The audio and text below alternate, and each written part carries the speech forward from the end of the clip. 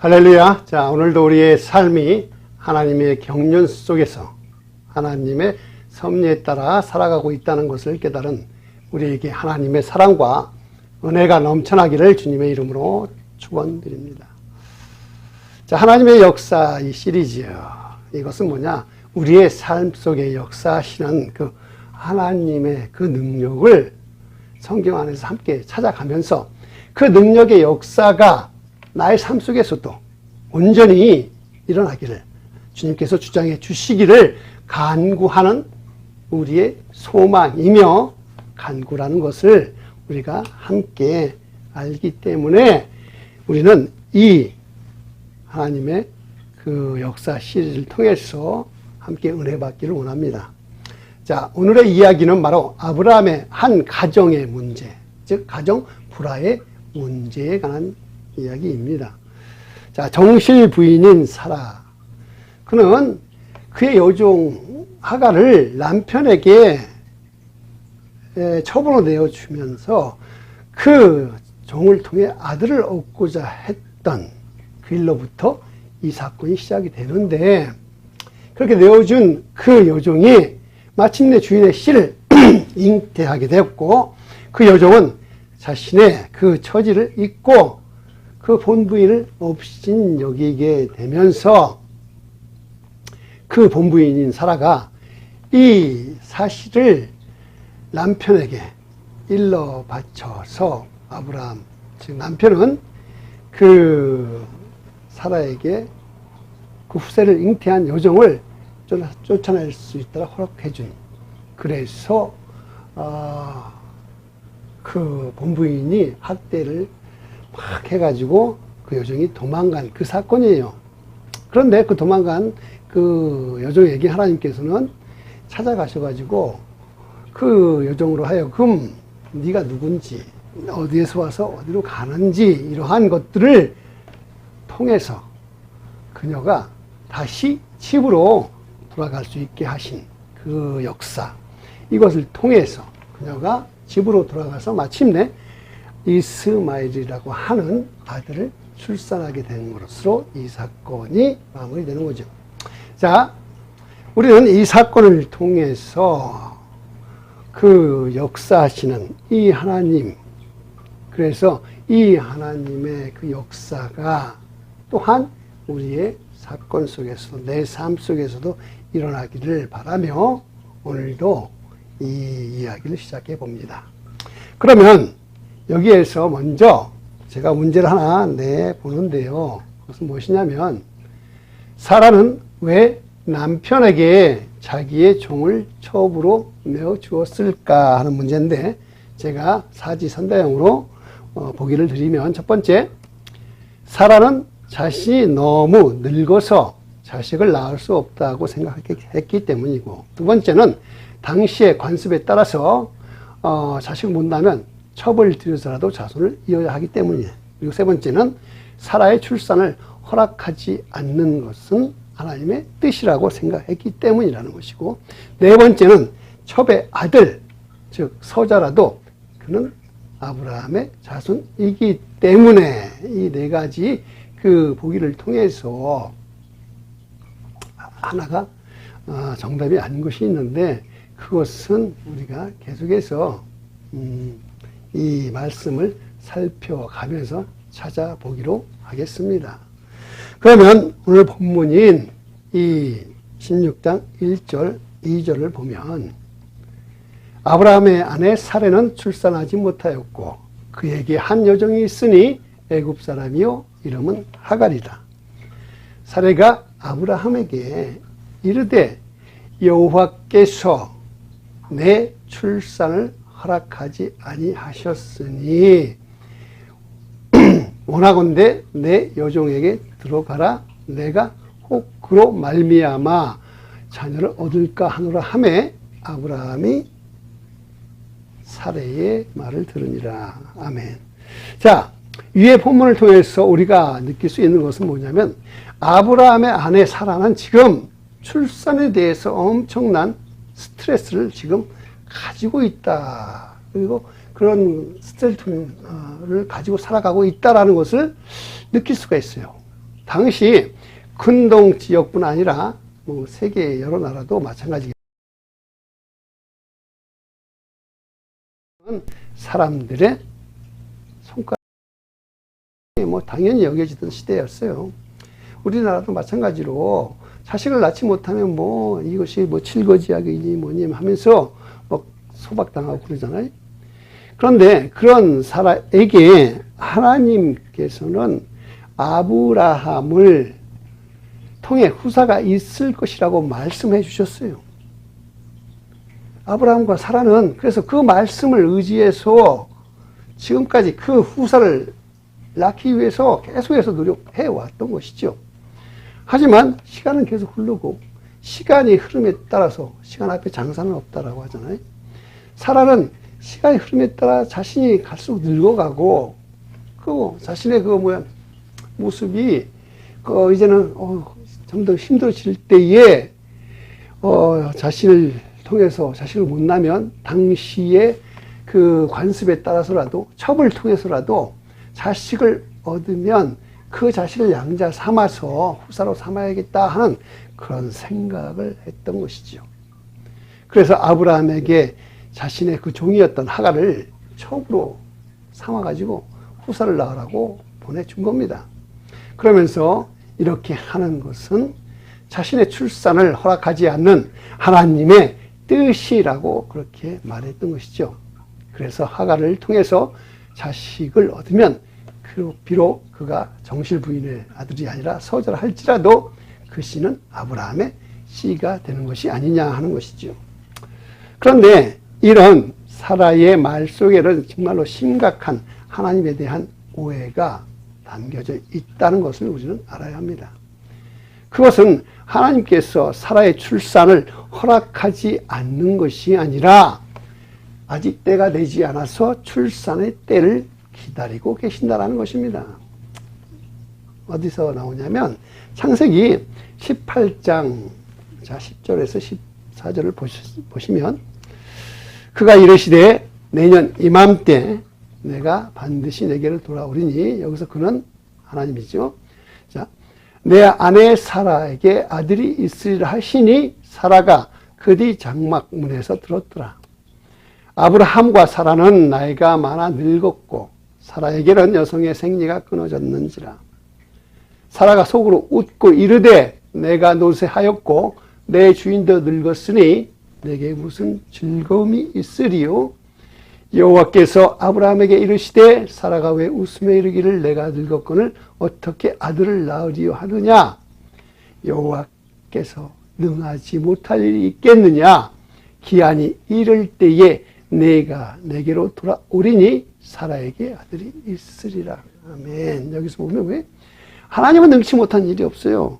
그래서 기한이 이를 때까지 아직 때가 되지 않았을 뿐이지 기한이 이르면 반드시 아들이 있을 거라고 지금 말씀하고 있는 것입니다.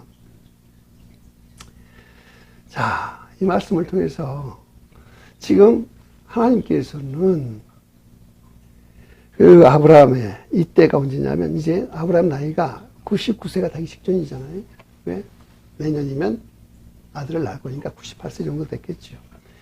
지금 그 하갈과의 갈등이 생긴 나이는 85세니까 그 이삭을 낳을 때가 99세. 즉 14년이라는 시간이 더 있어야 되는데 14년 뒤에 드디어 사라가 출산할 때가 된다는 것입니다. 그러면 하나님께서는 왜 이때까지 기다리고 계시고 있는 걸까요? 그것은 바로 사라가 자신이 이제는 자신의 힘으로는 더 이상 아들을 아니 자식을 낳을 수 없다라고 생각할 때까지 하나님은 기다리고 있었다라는 것입니다. 자, 이 말은 도저히 인간의 힘으로 할 수 없다라고 포기할 때까지 기다리셨다라는 것으로 알 수 있습니다.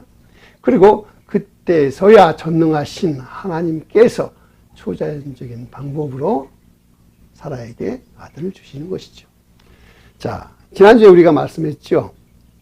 내가 할 수 있을 때, 내가 무엇이든 할 수 있고 막 노력하고 이럴 때에 하나님이 주시는 것은 내가 했던 일에 대한 하나님이 주시는 대가로 평가되지요. 하지만 내가 할 수 없을 때, 도저히 내 힘으로 얻을 수 없을 때 하나님이 주시는 것이 바로 은혜라는 것입니다. 즉 사라가 아들을 낳는 것은 바로 그녀가 자신의 힘으로 낳을 수가 없다라고 인정하고 그때 주시는 것, 그것이 바로 은혜라는 것입니다. 그래서 아까 처음에 드렸던 그 문제 정답은 뭐예요? 3번. 사라가 자식을 낳지 못하는 것은 하나님의 뜻이 아니라 하나님께서 은혜로 줄 때까지 기다리시게 한다는 것이 맞는 말입니다. 자, 그리고 계속해서 두 번째 문제를 드리면 하나님께서는 하갈에게 어떻게 그녀를 집으로 돌려보냈는가 하는 것이죠. 자, 여기도 마찬가지로 보기를 드려요. 첫 번째는 초자연적인 방법을 통해서, 두 번째 하나님의 말씀으로 명령하셔서, 세 번째는 앞으로 태어날 아들이 크게 번성할 것이라는 축복의 말로, 네 번째는 하갈을 살펴주는 하나님의 은혜에 감복해서. 여기에도 틀린 것이 한 가지 있는데 마찬가지로 이 문제의 해답도 함께 살펴가면서 찾아보겠습니다.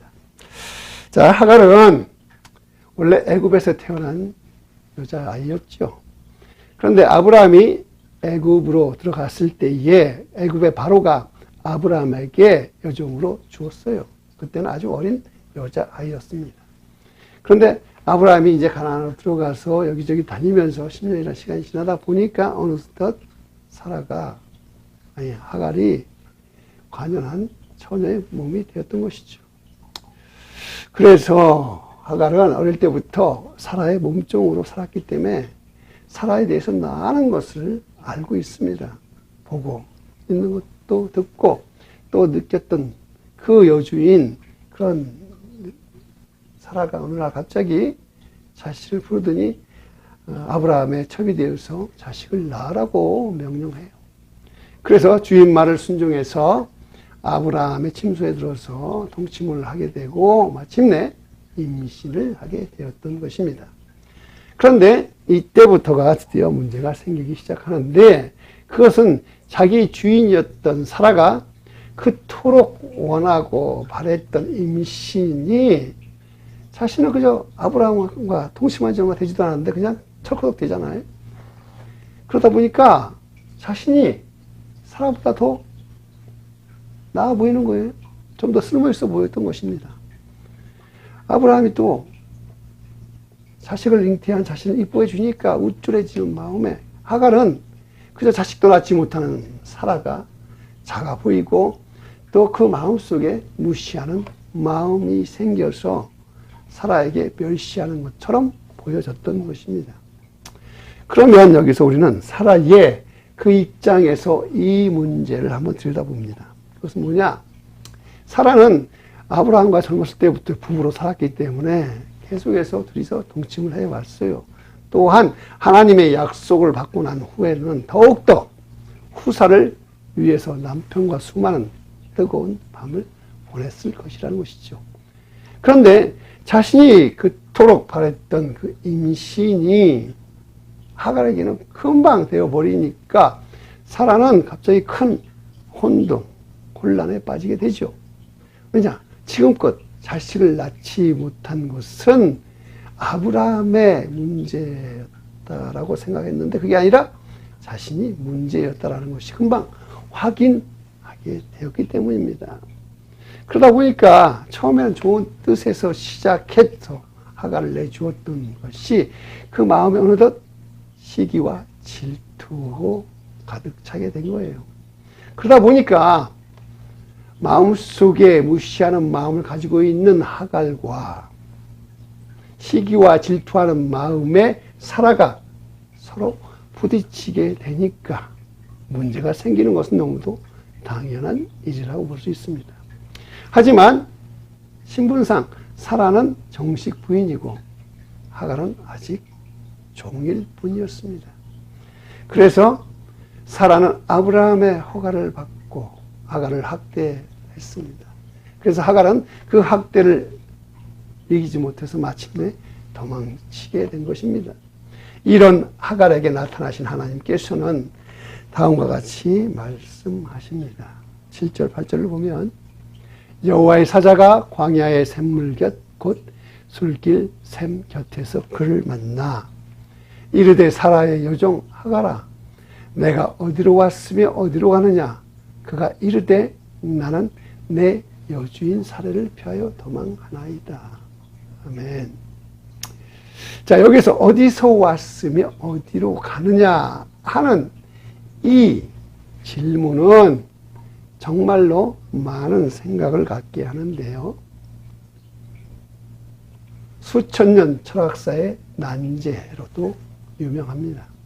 하지만 지금까지 이것에 대해서 명확하게 답을 내는 철학자는 없어요. 자, 소크라테스는 너 자신을 알라라고 했어요. 그리고 데카르트는 나는 생각한다, 고로 존재한다.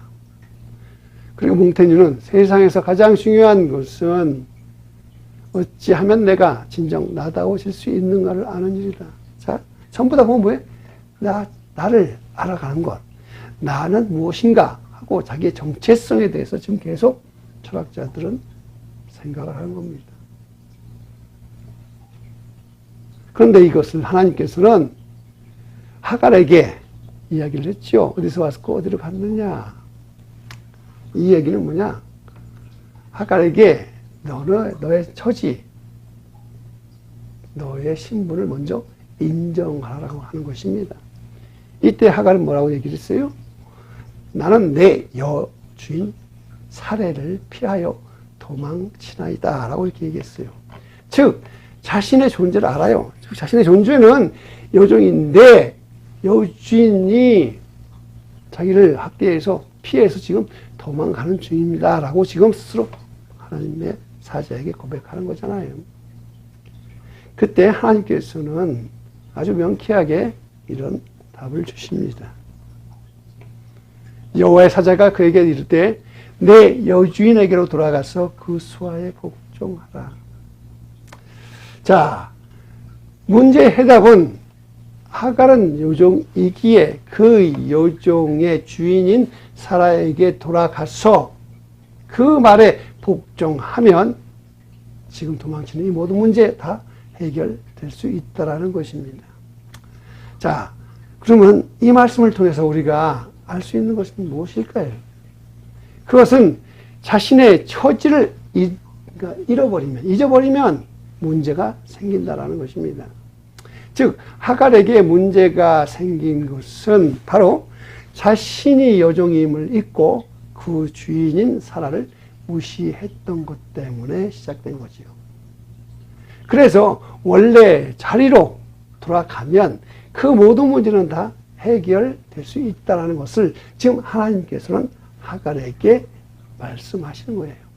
더불어서 지금 뱃속에 있는 그 아기에 대해서도 하나님께서 말씀을 더해서 주셨던 거예요. 즉 하나님께서는 하갈의 문제 해결 방법은 뭐냐? 바로 원인을 파악해라. 네 신분을 다시 너의 처지를 깨닫고 그 문제부터 풀어가는 것. 그것이 바로 해결해 나가는 방법이라고 말씀하시는 것입니다.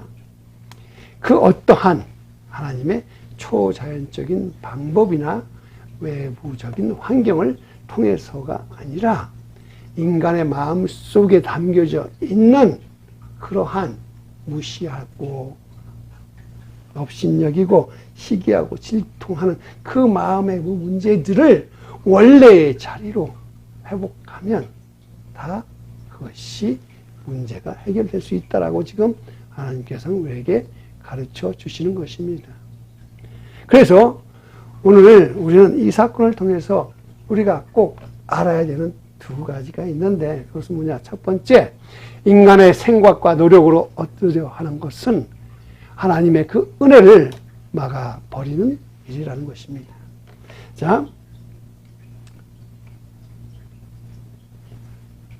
여기서 보면요, 인간의 그 생각, 즉 사라는 자신의 생각과 노력으로 후사를 얻으려고 했습니다. 하지만 사라를 통해서 나중에 이삭을 주시는데 그것은 오직 하나님께서 사라가 할 수 없다고 인정했을 그때에 하나님이 주시는 은혜로 주셨던 것입니다. 다만 그때까지 기다려야 되는 것뿐이죠. 사라의 그 조급함과 그 불안함은 마침내 이스마엘을 통해서 나중에 그 이스라엘과 팔레스타인이 끝없는 분쟁의 결과를 낳게 되었고요. 지금까지도 계속 이어져 가고 있는 것입니다. 자, 이것이 바로 인간의 생각과 노력 때문에 얻은 이스마엘과 하나님의 은혜로 얻은 이삭과의 서로 함께할 수 없는 그러한 것, 즉 대적을 말하는 것입니다. 그리고 이제 두 번째로 이 사건을 통해 꼭 알아야 할 것은 문제 해결은 바로 나를 바로 아는 것부터 시작하는 것이라는 것이죠. 자, 하갈이 자신의 신분을 잊어버리고 그죠? 사라를 무시했을 때 결과는 뭐예요? 학대를 받아서 그 집에서 도망친 것이죠. 사람은 늘 자신의 그 상황과 환경에 따라서 내가 어떠한 처지에 있는지 어떠한 신분인지를 잃어버리고 사는 존재라고 할 수 있어요. 아주 연약한 존재라고 할 수 있어요. 하지만 자신의 그 처지를 잃을 때에 예를 들어서 그 자신의 그 처지보다 자신을 더 높이는 일이라면 그것은 교만입니다. 그때 생기는 것은 교만이고 자신의 그 처지보다 너무 낮게 여겨버리면 그때 생기는 것은 절망입니다. 그렇기 때문에 우리는 늘 우리의 그 처지, 즉 우리의 신분을 잘 알고 지켜야 돼요. 그래서 우리의 신분은 무엇입니까? 지금 죄인이었다가 이제 예수 그리스도의 보혈로 하나님의 백성이 되었고 하나님의 아들, 딸이 되었다라는 것 잊지 말아야 하는 것입니다. 우리는 나의 주인이신 예수 그리스도를 늘 믿고 순종하며 순복해야 하는 처지에 있는 사람들입니다. 그래서 우리는 고의 교만의 자리에 가서도 안 되고 또한 너무 자신의 처지를 비관하여 절망 가운데 살아가도 안 되는 것입니다. 늘 주님의 사랑과 은혜 가운데 보살핌을 받으며 항상 주님 곁에서 주님과 동행하며 살아가는 것이 바로 우리가 이 땅에서 행복하게 사는 길이고 또한 우리의 일생을 통해서 우리가 끊임없이 가야 할 길임을 잊지 마시기 바랍니다. 오늘도 우리의 그 모든 성도님들은 주님과 함께 이 땅에서 행복하게 살아가야 합니다. 또 반드시 주님이 계신 저 땅을 향해 한 걸음 한 걸음씩 매일매일 주님과 동행하며 살아야 합니다. 그래서 우리 그러한 삶을 살기를 주님의 이름으로 함께 축원하며 이 시간 기도하시겠습니다.